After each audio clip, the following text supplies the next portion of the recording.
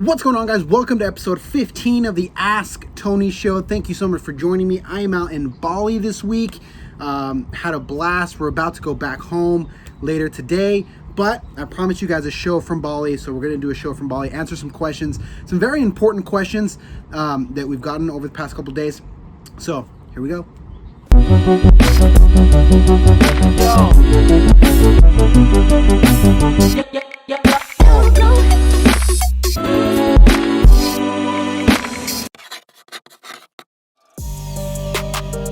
What does the coronavirus mean for the real estate industry? All right, guys, so first question, and one that is on everybody's mind, is what does the coronavirus mean for the real estate industry? Is it still a good idea to buy a house, to sell a house? Should you get out of the market and wait it out? Should you be more aggressive? And so this is kind of a difficult question to answer because there's no real 100% accurate answer, if you will. As with everything, there's pros and there's cons. Now, I'm not a doctor, I'm not a health professional, but I've had a lot of conversations with people who kind of feel nervous, people who want to go full speed ahead and either sell their house or find their house as quickly as possible. And so I would say that it depends on you, and there's no right answer. If you feel like the best thing for you is to wait this thing out, maybe take your home off the market or wait to buy a little bit later when things are more chill, that's totally fine. Don't ever let anybody tell you that that's a bad move. At the same time, though, whenever there's a situation like this, there's always opportunity. And so there are two things here. Number one, interest rates. Interest rates are wildly unpredictable. They went way down last week, and then they spiked back up. Right now, they're really pretty high. And everybody says that it's going to go back down again, and we're going to have rates lower once again. And so if you look at it that way, right now is probably not the best time because interest rates are still high, but again, they change every single day. So maybe tomorrow or next week or whenever, they'll plunge down again, and then it'll once again be a better idea to buy. So if you just got under contract, if you talk about locking your rates and things like that, talk to your mortgage professional. A lot of our people are kind of waiting it out because it appears that rates are going to come back down again. But keep your eye on interest rates. They move every day.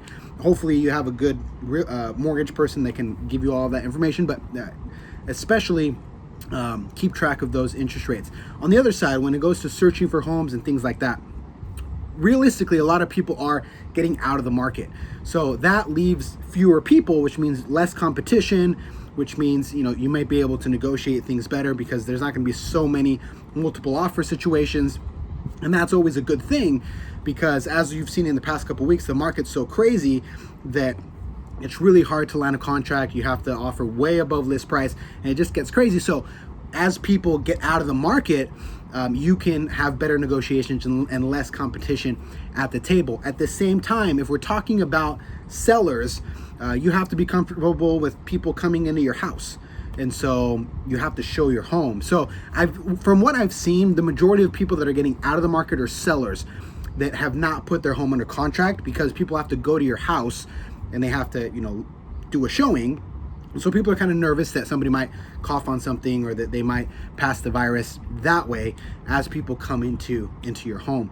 But again, there are a lot of people that want to do this as fast as possible, and they want to take advantage of the people that are getting out of the market so that they can have the opportunity to buy their home. A lot of people are scared, but there are also a lot of people I found that aren't scared, that think that this whole thing is kind of blown over. And whatever you believe, that's completely up to you. But the point is that there are people on both sides of the spectrum. So not everybody's freaking out. There are people that want to continue to live their lives. If they have the goal of buying a home, they still want to do that.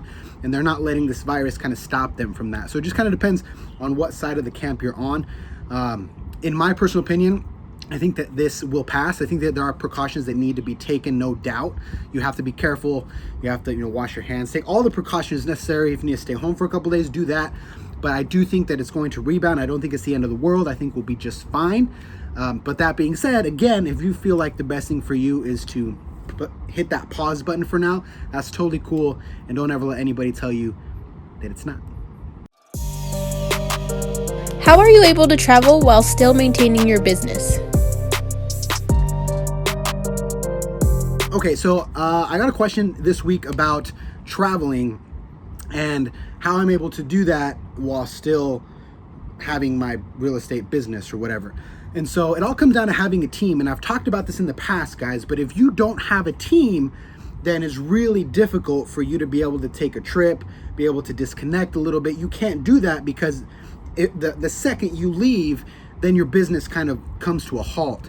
So I'm super grateful for my team. We have, showing agents, we have pre-qual people. We have a whole office full of people that work with our clients on a day-to-day. So that allows me to kind of take a step back, take a couple of days off, and still not lose business. But it comes down to having a team. And so you have to make sure that you have the right people in place, that you're willing to share commissions, that you're willing to pay them, that you're willing to train them and do all the necessary steps to build a good team. And once you have that team and they're well trained and they're competent, then that gives you all the freedom to kind of, go do things like this. Because I won't lie, I have had to work, I have been on the computer, I have taken phone calls, so I haven't disconnected 1000%.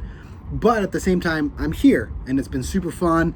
We've gone scuba diving, we've done tours, we've done a bunch of really awesome stuff, and I've been able to do that while still having the tranquility that things are taken care of back home, that my business is still running, our clients are still being taken care of, we're still sending offers, we're still putting homes on the market. So it gives me that tranquility while still being there as the primary person responsible to make sure that things are moving and that things are actually getting done. So again, it comes down to building a good team. And if you have a good team, then nothing happens if you disconnect for a couple days.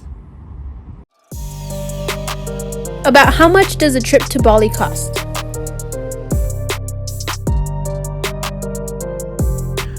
So taking a trip like this is actually not that expensive. Growing up, I always had the idea that traveling was like for super rich people, and if you weren't like a millionaire, you couldn't travel anywhere. But it's just not the case, guys. I mean, you can take a trip like this to Bali with everything, all the amenities, and a really nice place, doing all these tours, probably for about $1,500 a person.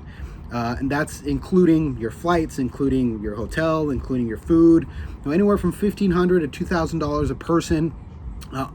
And that's enough. Obviously, you can go crazy and get a bunch of extras or whatever, but we've been just fine. We're in a nice villa. I'll show you guys here in a little bit. We have our own private pool. It's an awesome resort. You've been able to do all the tours, the scuba, all the cool activities, and it hasn't really, it doesn't really break the bank that much. You don't have to be a millionaire to be able to do it. So something that I always tell people is plan your vacations in advance. We use a travel agency, which allows us to book up to a year in advance. So when you book a year in advance, you can, make small payments or whatever, make sure that you save up and take that trip. But don't think that you have to be, super, super rich to take a nice vacation. I think that one of the things that I've learned in traveling is it just takes organization, and it takes discipline to be able to make sure that if you have a year to pay $2,000, $3,000, $4,000 or whatever it is, that every month you kind of chip in. A lot of people sometimes make the mistake of you book a year out, but you don't pay anything until the very, very end. And that's when it gets a little bit difficult because, if you have to dish out $4,000, $5,000, $6,000, $7,000 at one time, all at once, then it can get heavy. But if you have a year to do that and you're organized and you get your finances in check, you make those small sacrifices, then you can get it done. I know a lot of people that have, for example, they'll go out and they'll buy a new car, and they'll buy a brand new car, and their car payment will be $500-$600 a month. I see that a lot.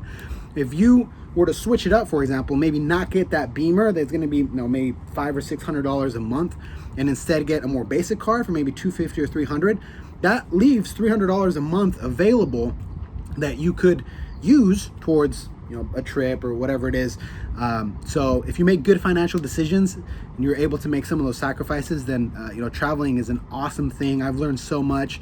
It's really cool to get out and see other cultures, other people, kind of get out of your bubble, if you will. I love it. I've learned a ton out here in Bali. We visited all these really cool places. I'll share more of that in the future, but take trips, guys. Travel, do what you have to do, make those day-to-day sacrifices to make it happen, because the experiences are worth so much more. I mean, being able to travel and have these kinds of experiences are worth so much more than a nice car or whatever it is.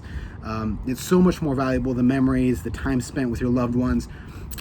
It's amazing, guys. So do it. Make it a priority to take, a trip or whatever, whenever you can, and your life will be much, much better. So thank you so much for joining me on episode 15 of the Ask Tony Show from Bali. Thank you so much. We'll be home next week. We'll get back to work. We have a ton of cool ideas for new content. So till then.